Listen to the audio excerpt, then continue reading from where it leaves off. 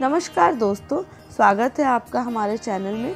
दोस्तों, कहते हैं कि मृत्यु जीवन का परम सत्य है, परंतु मृत्यु के बाद का सत्य क्या है ये कोई नहीं जानता। मृत्यु के बाद क्या होता है, कैसे आत्मा प्राण त्यागती है, कैसे वो यमलोक जाती है, इन सवालों के जवाब अगर कहीं हैं तो वे केवल गरुड़ पुराण में हैं। इस पुराण में एक किस्से का उल्लेख किया गया है जिसमें भगवान श्री विष्णु के वाहन गरुड़ जी उनसे पूछते हैं कि हे श्री हरि, मुझे ये बताइए कि मृत्यु के कितने दिनों बाद आत्मा यमलोक पहुंचती है। इस पर अपने वाहन को एक एक बात बताते हुए भगवान विष्णु मृत्यु के बाद के 47 दिनों का उल्लेख करते हैं। तो आइए आज गरुड़ पुराण के ही अनुसार आपको इस किस्से के बारे में बताते हैं कि मौत के 47 दिन तक आत्मा का क्या होता है। सबसे पहले तो गरुड़ पुराण में ये बताया गया है कि मृत्यु के वक्त इंसान की आवाज़ चली जाती है। जैसे ही शरीर सांस लेना बंद कर देता है, वैसे ही उसे एक दिव्य दृष्टि मिलती है। ये दिव्य दृष्टि आत्मा को इसलिए दी जाती है ताकि वे पूरी सृष्टि को एक समान देख सके। इसके बाद आत्मा को लेने के लिए यम के दूत आते हैं। कहते हैं कि आत्मा को लेने के लिए एक नहीं बल्कि 2 यमदूत धरती पर एक साथ आते हैं। इन दूतों को आते ही देख आत्मा भय से हा हा की आवाज़ करते हुए शरीर से एक अंगूठे जितना बाहर निकलती है और फिर जैसे ही आत्मा पूरे तरीके से शरीर से बाहर आ जाती है, यमदूत उसके गले में एक पाश बांध देते हैं। इसके बाद आत्मा को यमलोक लेकर जाया जाता है। लिखा गया है कि अगर आत्मा पवित्र हो तो उसे परमात्मा का वाहन लेने आता है, लेकिन अगर आत्मा बुरी हो तो उसे गर्म बालू और अंधेरे से भरे रास्तों से होकर गुजरना पड़ता है। अगर आत्मा पापी हो तो उसे यमलोक पहुंचने के बाद यातनाएं दी जाती हैं।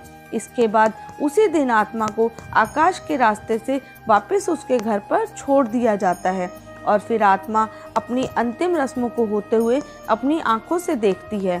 मौत के 12 दिनों तक अपने घर पर ही अपनों के बीच रहती है। 13वें दिन जब आत्मा का पिंडदान हो जाता है तो उसे यमदूत फिर से लेने आ जाते हैं। पर अब जो सफ़र होता है आत्मा के लिए वो बेहद कठिन और बहुत ही मुश्किल होता है।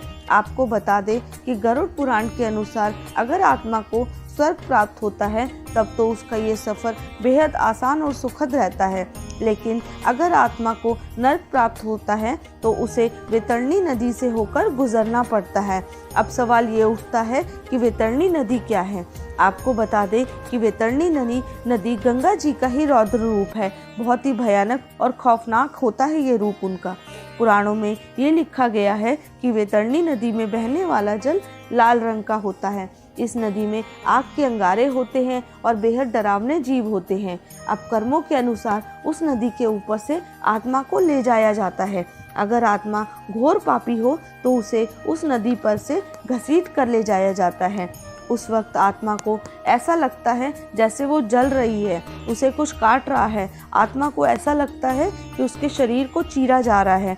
लेकिन अगर आत्मा ने कई पापों के बीच में एक भी पुण्य किया होता है तो उस आत्मा को उस नदी के ऊपर से वाहन से ले जाया जाता है।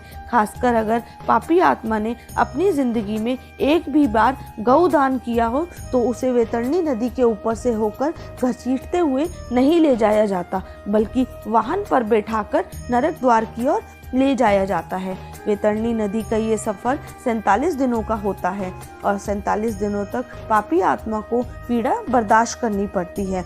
47 दिनों तक आत्मा को लगातार यातनाएं दी जाती हैं। 47 दिनों के बाद ये सफ़र ख़त्म होता है और आत्मा यमलोक पहुंचती है। दोस्तों, तो ये था आत्मा का वो 47 दिनों का सफ़र जिसके बारे में भगवान विष्णु जी ने अपने वाहन गरुड़ जी को बताया था।